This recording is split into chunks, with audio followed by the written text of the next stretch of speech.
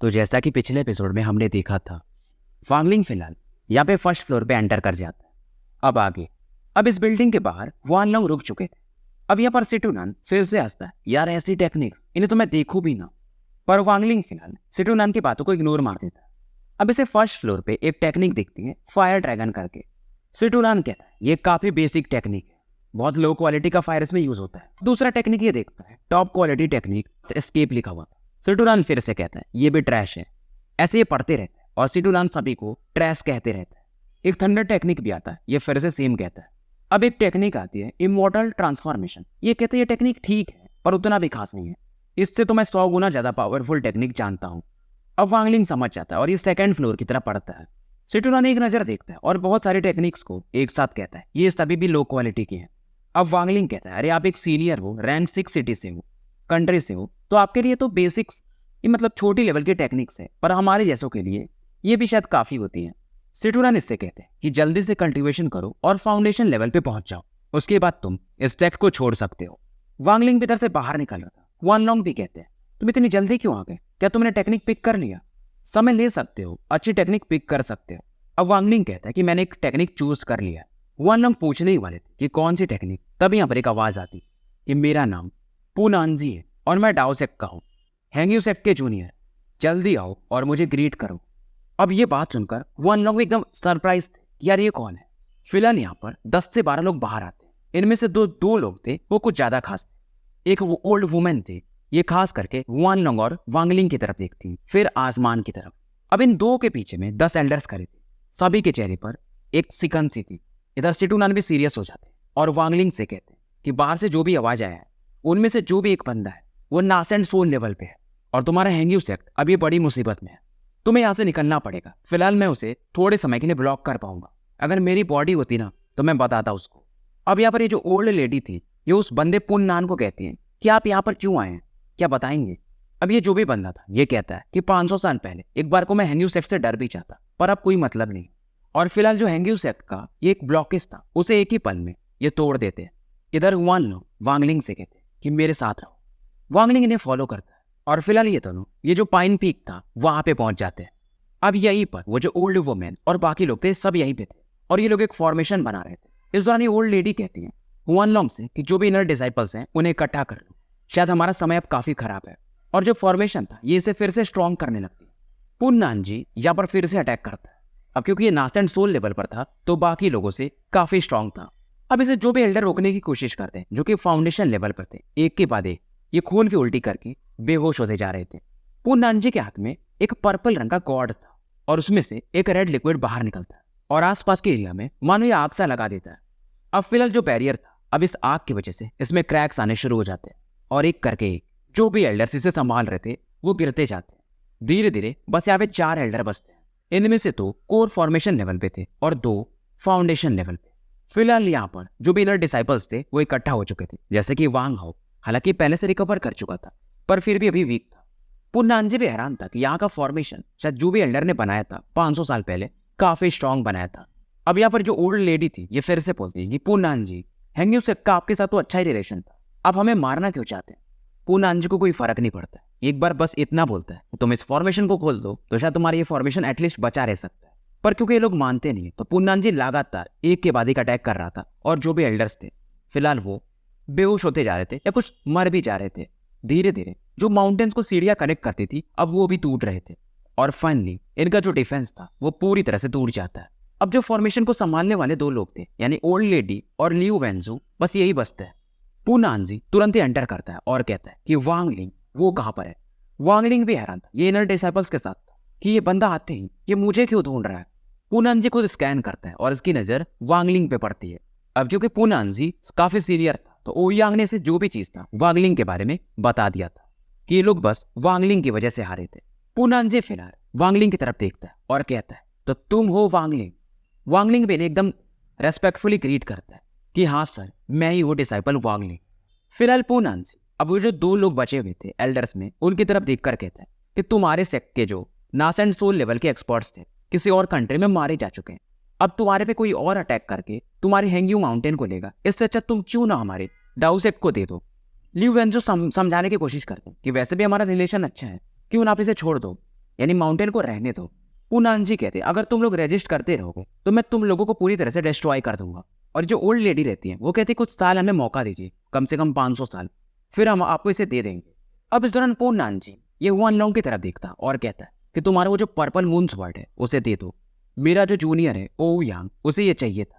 Hwan लोंग कर भी क्या सकते थे, अपने दोनों एल्डर्स की तरफ देखते हैं और फिर इस तलवार को पूनान जी की तरफ उछाल देते हैं।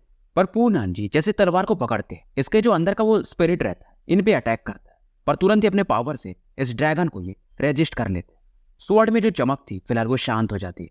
ल्यू वेंजू वगैरह समझ चुके थे और वो ओल्ड लेडी इस सभी डिसाइपल से कहते हैं कि यहाँ से चलो चलते हैं।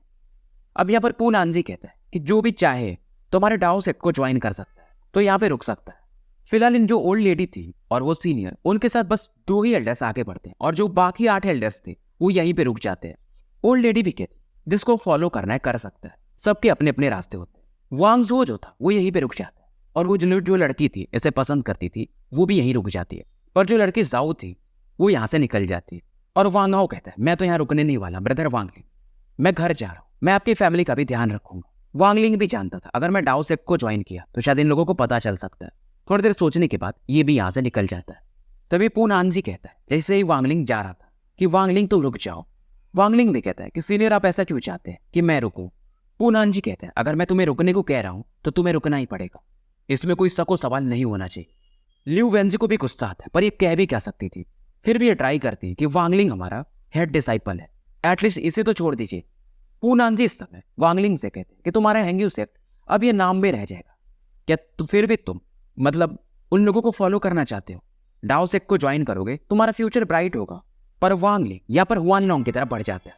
अब बाकी भी जो वो लेडी वगैरह थे वो यहाँ से निकल जाते हैं कुछ अपने डिसाइपल्स और एल्डर्स को लेकर के। थोड़ी दूर जाने के बाद ये थोड़ी दूर पे रुकते हैं।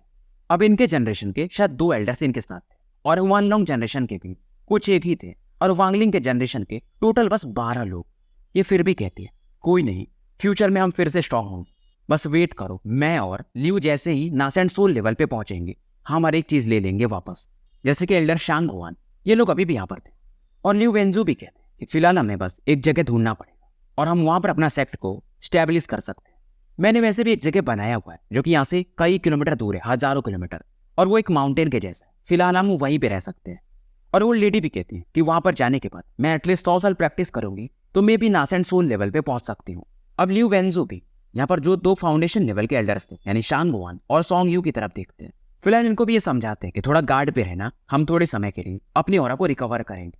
अब यहाँ पर हुआन लोंग डाओजू वगैरह को भी दिखाया जाता है जो कि फिलहाल काफी इमोशनल थे, खास करके हुआन लोंग, इनकी तलवार भी अब इनके पास नहीं थी। फिलहाल वांगलिंग ये अपने पेरेंट्स के बारे में ज्यादा चिंतित था और ये सोचता है कि अगर ये डाओ सेक्ट वालों ने मेरे पेरेंट्स को कुछ किया तो मैं इन्हें जिंदा तो नहीं छोड़ूंगा। अब इसके इमोशंस को सेंस करके सिटूरान काफी खुश होते हैं, यही सही तरीका है बच्चे, तुम्हें ऐसा पहले ही बन जाना चाहिए था। पर फिर भी वांगलिंग कहता है कि सभी को मारा नहीं जा सकता, हमेशा मारना ही समस्या का समाधान नहीं है, और अगर मुझे मारना होगा तो डाओ सेक्ट के पूरे डिसाइपल्स को मारना पड़ेगा। सिटूरान कहते उसमें कौन सी बड़ी बात है, मैं तुम्हें एक टेक्निक सिखाऊंगा, पपेट टेक्निक, तुम उससे किसी को भी कैप्चर करके अपना पपेट बना सकते हो। अब इस दौरान एक फैट डिसाइपल था जो कि स्वॉर्ड पवेलियन का था, वो वांगलिंग के करीब आता है और क्योंकि अब वांगलिंग का जो कद था वो बड़ा हो चुका था, ये हेड सीनियर था। ये कहता है कि मेरा नाम वांग डाशान है, कृपया मेरा ध्यान रखिएगा।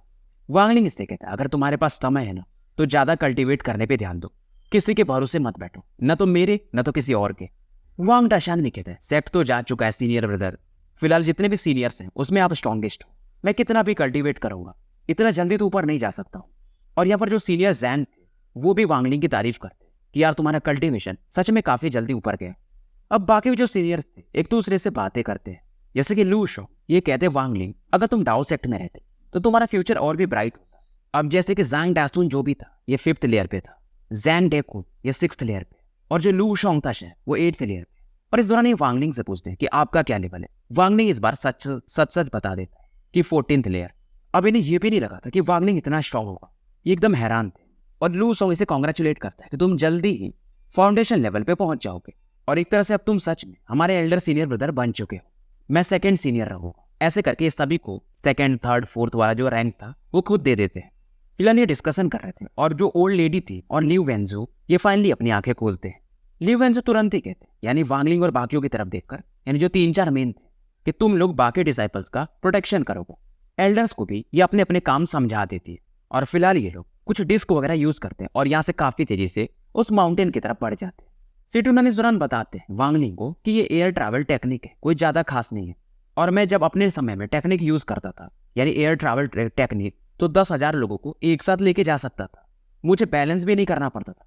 सिटुनन यार ये भाई ये गजब ही फेंकता है, हालांकि ये पावरफुल सच में है, करता भी होगा। वांगलिंग भी इससे कहते हैं मुझे मालूम है आप काफी पावरफुल हो, आप छोटे लोगों से खुद को क्यों कंपेयर करते हो। हालांकि वांगलिंग हो या बाकी लोग, इन्हें बैलेंस का काफी दिक्कत हो रहा था और वांगलिंग फिलहाल ये खुद को संभाल नहीं पा रहा था, तो वो जो मिस्टीरियस स्पीड था इसकी बॉडी को स्टेबलाइज कर देता है। इस दौरान एक डिसाइपल या डिस्क से नीचे उतर जाता है बैलेंस खराब होने के कारण, पर वांगलिंग इसे पकड़ लेता है और इसकी मदद फिलहाल सिटुनान ने किया था। ये लोग आगे बढ़ रहे थे, तभी स्पेस में एक फ्लक्चुएशन होता है और यहाँ पर इन सभी को एक आवाज सुनाई देती है कि हैंग्यू सेक्ट के डिसाइपल्स, कल्टीवेटर्स, क्या तुम लोग मेरे डाओ सेक्ट के एंसेस्टर पू नानजिन से मिल चुके हो। वांगलिंग भी उस तरफ देखता है और वहां पर एक बड़ा सा सेंटीपीड इसे दिखाई देता है और उसके ऊपर एल्डर ओवियान और बाकी 7-8 लोग बैठे हुए थे और फिलहाल इन सभी की नजर लियू वेंजी और ओल्ड लेडी पे थी। लियू वेंजी कुछ बोलते नहीं है, ये जो एयर डिस्क था इसकी स्पीड और तेज बढ़ा देते, काफी तेजी से आगे बढ़ते हैं और सामने में इन्हें थोड़ा डेजर्ट वगैरह दिखाई देता है और फाइन ये डिस्क को यहीं पे उतार देते हैं। अब बाकी जो डिसाइपल्स थे अचानक से इधर उधर गिर जाते हैं। लियू वेंजू यहाँ पर एक सील बनाते हैं, पूरा माउंटेन जो सामने में था उसमें कुछ क्रैक्स आने लगते और ये तुरंत उसमें कूद जाते हैं। अब इन्हें वो ओल्ड लेडी जो वांग थी वो भी फॉलो करती और बाकी भी डिसाइपल्स इसके अंदर एंटर कर जाते हैं। क्रैक फिर से पहले जैसा हो जाता है, यानी कि भर जाता है। वांगलिंग यहाँ पर एंटर करते ही अपने डिवाइन सेंस को एक्टिवेट करता है और फील करता है यहाँ पर बहुत सारे स्टोन के बने हुए रूम हैं।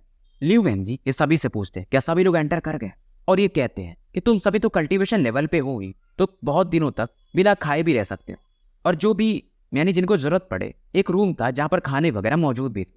और ये लेडी जो वांग लेडी थी ये कहती है कि फिलहाल मैं 100 सालों तक तो क्लोज ट्रेनिंग में रहूंगी, उसके बाद फिर हम आगे बढ़ेंगे और इस डाओ सेक्ट को डिस्ट्रॉय करेंगे, और ट्राई करना कि फिलहाल अभी तुम पंगे मत लेना किसी से। वान लॉन्ग भी इनकी बात में हाँ में सर हिलाते हैं। लियू वेंजी फिलहाल लू सॉन्ग से कहते हैं जो भी डिसाइपल्स है तुम उनके इंचार्ज हो, और ये वांग लिंग को फॉलो करने के लिए कहते हैं। तो स्टोरी को यहीं पे समाप्त करते हैं, मिलते हैं फिर कल एक नए वीडियो के साथ।